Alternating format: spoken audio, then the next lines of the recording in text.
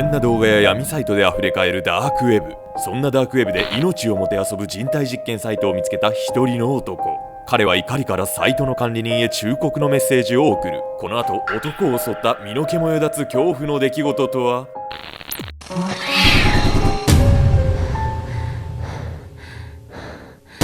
いどうも、アルゴメトリーのケンちゃんと闇やみこです。なんでテンション低いの？撮影だよお前。なんでテンション低いのお前。今回はね、ダークウェブシリーズですよ。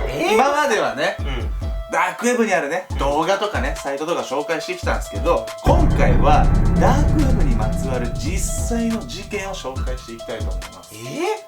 ある男性が興味本位で覗いたダークウェブの世界。そこに待ち受けていた身の毛もよだつ恐怖体験とは。人体実験サイト。ダークウェブにはこのチャンネルでこれまで紹介したもの以外にも様々な危険なサイトで溢れているんです。その中でもひときわ危険なのが人体実験サイト。あまりにも過激なのでここでの紹介は避けますが、命を失う危険のある実験のレポートが動画で公開されているんです。事件はある男性ジョンがダークウェブに興味を持ち、いろいろなサイトを閲覧して回っている時に起きました。ジョンは偶然この人体実験サイトにたどり着いてしまったのです。そしてそこにある人の命をもてあそぶような実験の数々にジョンは怒りを覚えたんです。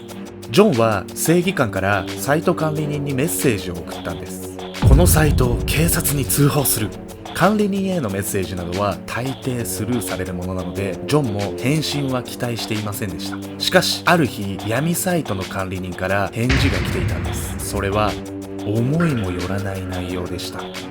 その内容とは、君の名前はジョン・ウィリアムズだね。住所はトロンゴ州だね。もちろん個人情報を教えたわけではありません。にもかかわらず、サイト管理人は名前と住所を特定してきたのです。驚いたジョンはとっさの判断で、それは間違っていると答えました。するとその後に来た返事には、なんとジョンの住んでいる番地までが記載されていたんです。そもそもなぜジョンは住所の特定がされてしまったんでしょうか。ダークウェブの利用にはユーザーの情報を匿名にするブラウザ Tor が必要になるんです。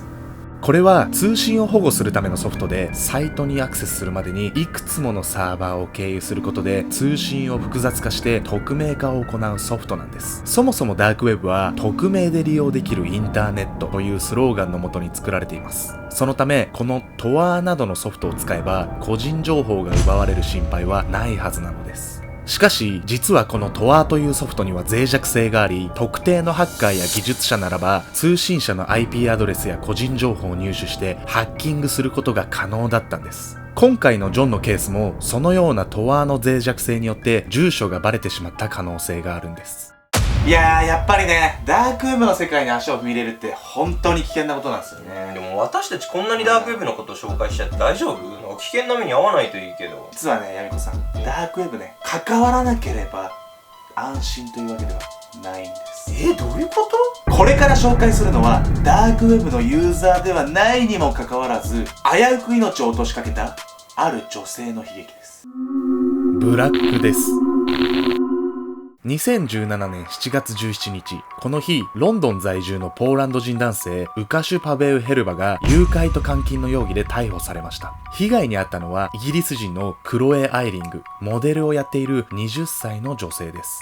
誘拐されたのが有名人ということもあり、イギリスではかなりの大騒ぎとなりました。事件の内容もさることながら、犯人のヘルバが逮捕後に語った言葉は全世界に衝撃を与えました。ヘルバが語った言葉、それは、私はブラックデスの一味である。ブラックデスとは存在が都市伝説的に噂されている闇の犯罪集団です。その主な活動の場はダークウェブ。彼らの活動内容は女性の誘拐と販売。組織は女性を誘拐し、ダークウェブ上のオークションサイトで販売していたんです。非常に罪深い組織ではありますが、本当に存在するかどうかはずっと不明でした。そんな中、ヘルバ容疑者の発言により、ブラックデスが実在するということが明らかになったんです。これは全世界に大きな衝撃を与えたんです。いやこれね、僕も本当に驚いたんですけど、ずっと都市伝説として言われていた組織が実在するっていうことが分かったんですよね。今回被害に遭ったアイリングという女性なんですが、ダークウェブとは全く関係のない人生を送っていたんです。にもかかわらず不運なことにダークウェブを舞台とする事件に巻き込まれてしまったんです。クロエ・アイリングの悲劇。事の始まりは2017年7月11日。舞台はミラノ。今回被害者となったモデルのクロエ・アイリングはモデル写真の撮影のためクライアントに指定されたアパートの一室を訪れました。しかしそこにいたのは2人組の男でした。そのうちの1人、黒い手袋をした男が突如背後から口を塞いできたのです。そしてもう1人の帽子をかぶった男が麻酔薬ケタミンを右腕に打ってきました。意識が朦朧とするアイリング。抵抗できないまま黒い袋に入れられ、そしてそのまま意識を失ってしまったのです。気がつくと手首と足首には手錠、口をテープで塞がれた状態で車のトランクに押し込められていました。その後人里離れたアルプス山脈の山小屋に連れて行かれ、手錠をかけられたまま1週間もの間監禁されることになったんです。その間明らかに人体に害がありそうな怪しい薬を投与されたり、強制的に写真を撮られたりと非常に悲惨な目に遭ってしまったんです。監禁中ヘルバ容疑者はアイリングの所属事務所に対して身代金$30万を要求。支払わなければネットオークションで売り出すと脅したんです。しかしここから事件は一変します。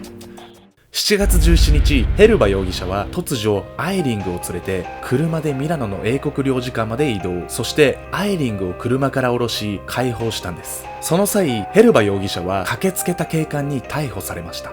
非常に残忍な犯行に及んだヘルバですが、なぜ急にアイリングを解放したのでしょうか。このことに対してヘルバは次のように語っています。間違って誘拐した。アイリングは若い母親だ。そういう人はどんな状況にあっても誘拐されるべきではない。いやなんか急にいいやつ感出してきたわね。いやそうなんですよ。そもそもね、誘拐してるやつにいいやつなんていねえってわけなんですけどね。このヘバスが所属するブラックデスという組織はダークウェブの利用者であるか否かにはかかわらず、誰彼構わず誘拐してオークションに売りさばいてしまうんです。そんな最悪な外道なんですが、なぜか幼い子供を持つ母親だけは誘拐しないという厳しい掟があるんです。中途半端だなお前。ブラックデスの捜査。ブラックデスは女性の誘拐販売を行っている恐ろしい組織なわけですが、販売するということはつまり需要があるわけで、ダークウェブ上では出品されるたびに熾烈なオークションが繰り広げられています。調べたところ、過去にはサイトに鎖で繋がれた女性の写真が掲載されたところ、オークションは大盛り上がり、11万5000ポンド、日本円にして約1670万円で落札されたこともあるそうなんです。ブラックデスとそれに関わるオークション参加者たち、非常に残忍で大規模なこの犯罪は絶対に野放しにしておくわけにはいきません。しかし一方で、これまでは存在の真偽が不明だったため本腰を入れて捜査されることはなかったんです。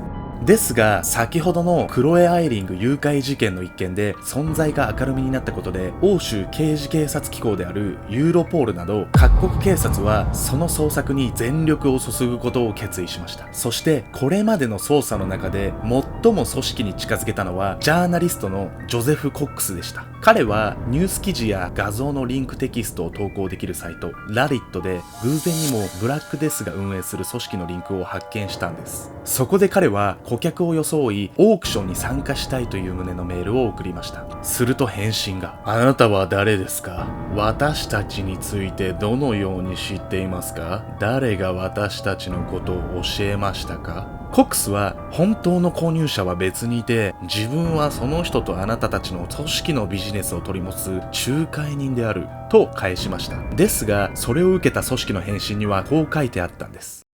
惜しかったな、ユーロポール。ブラックデスは非常に頭の切れる組織です。各国警察の捜索も虚しく、依然として逮捕には至っておりません。非常に恐ろしい話なんですが、きっと今もどこかで女性が誘拐され、ダークウェブ上でオークションにかけられているんです。ダークウェブはね、本当に危険なんで皆さん絶対アクセスしないでくださいね。ね、本当に私も気をつけないとなんか誘拐されちゃうわ。皆さんはこの男のことをご存知だろうか。実は彼、4度も脱獄を成功させた男なのだ。IQ163 もの頭脳を持つというこの男、彼が脱獄を繰り返す意外すぎる理由とは？ダークウェブに入るときに使うブラウザなんて言ったかな。